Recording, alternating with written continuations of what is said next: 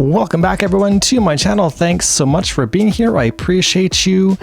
It is mid-December and I have not started Christmas shopping yet, but I have plenty of time with 12 days to spare, so lots of time.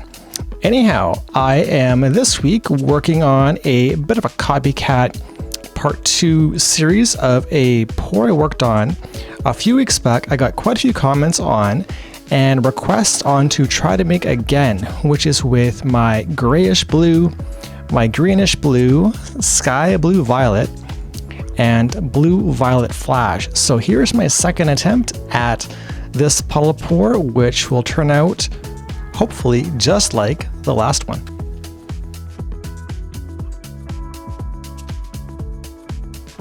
Okay, now as for this pour itself, I'm doing my best to kind of maintain the same color, structure, or pattern as the first pour. Again, I'll link that in the comment section below once I'm through with the previous pour I did about 3 weeks back. Now, the intent here is to try to make a duplicate or at least a bit of a diptych look of the second pour, making sure, again, my colors are comparable, really close to what I was before, and I know I had some of this beautiful blue violet flash in the center, which created some really cool contrast because this acrylic does color shift. So again, my intent was to keep the colors very similar to get a similar swipe pattern once we get there.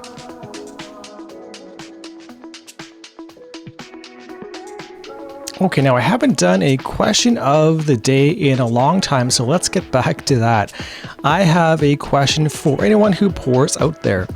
Now, when you are mixing your paints, it has been very cold here in Western Canada in the past couple weeks. Do you find if you use North American Floetrol to mix in your paints along with your pouring medium, that your paint gets really thick really quickly compared to maybe some Floetrol in the summertime when it's not -45. So, does your Floetrol get thick in the wintertime versus summer? Let me know in the comments below. Now, before we get into these swipes, this is probably the favorite part for me for this pour. It is the breaking of the colors, making sure to get my paintbrush, the back of my paintbrush, which is rounded so not to as poke through or get caught on the fabric of the canvas. All of these colors from puddle to puddle inside of each other's colors to then mix and kind of swirl around. Now this can also be the prettiest part before tilting. I've chosen to swipe through this pattern again this week, so if you like the pattern, I'm sorry, I'll have to do a third one down the road. If you would like to see that again, let me know. This pattern was really quite nice. I think if I just stopped here and tilted off altogether, it would have been great, but I wanted to try to mimic this previous painting before, and ultimately we can give this a shot down the road, but I found that the swipes looked really, really good. And now going in for those swipes, I have found, and I believe this is maybe the trick of the trade for the sake of swipes and lacing. I mixed a brand new batch of cell activator for my ratios of 1 part paint to 2 parts Australian Floetrol for my cell activator for my swipes, like an hour before this painting. So it's brand new, fresh out of the bottle, and hasn't been on my counter for the past 3 weeks or so. So that is maybe my tip of the week, to, if you can, have the freshest batch of cell activator as possible to go through your swipes, and it just slides through like butter. Now getting in for those tilts, I'm finding that the lacing on this pour looks really, really pretty. If I let my camera roll for a bit longer for the sake of showing you the development of the lacing, the colors really kind of stretched quite nicely and gave me 2 nice lanes of color.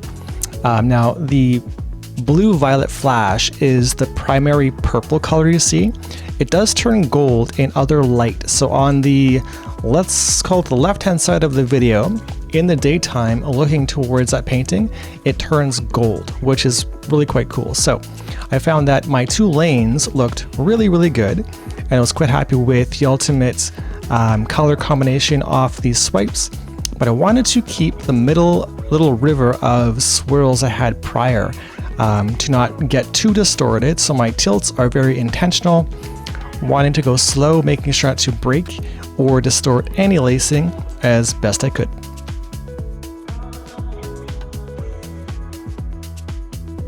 Okay, looking down on this painting, I'm quite happy with the darker blue in each corner. Now, because of the fact that the purple, the color shifting blue-violet flash kind of took over the middle of the painting, we have these contrasting darker blues in the corners, which I was able to keep most of for the opposite corners for this pour.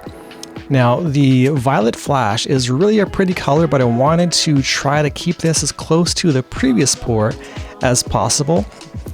And now also keeping in mind that with the lacing structure of my swipes, I'm doing my best to kind of wiggle the paint back towards myself, my body, so towards the top of the video here, going very slow, being very mindful with the speed of which I'm tilting this paint up, because I didn't want to ruin the cell structure of the lacing and any effects that this painting may have given off.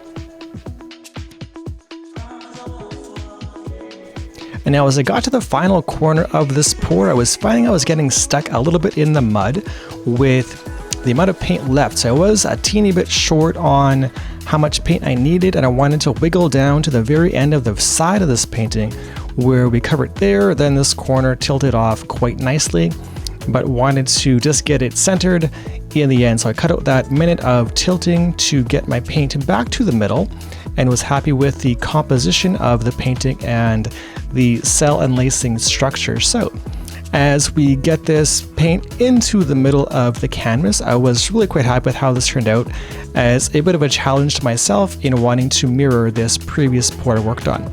Now here's a look at the final product, going in for a bit of an overhead look at some of that lacing we talked about, and the blue-violet flash, which looks really, really great. And I found that the lacing looked really quite pretty.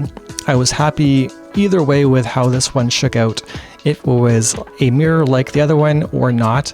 I always find that the color shifts by Folk Art, which is the violet flash, is my favorite color of most acrylics I've ever used. So if you get a chance, feel free and give it a shot.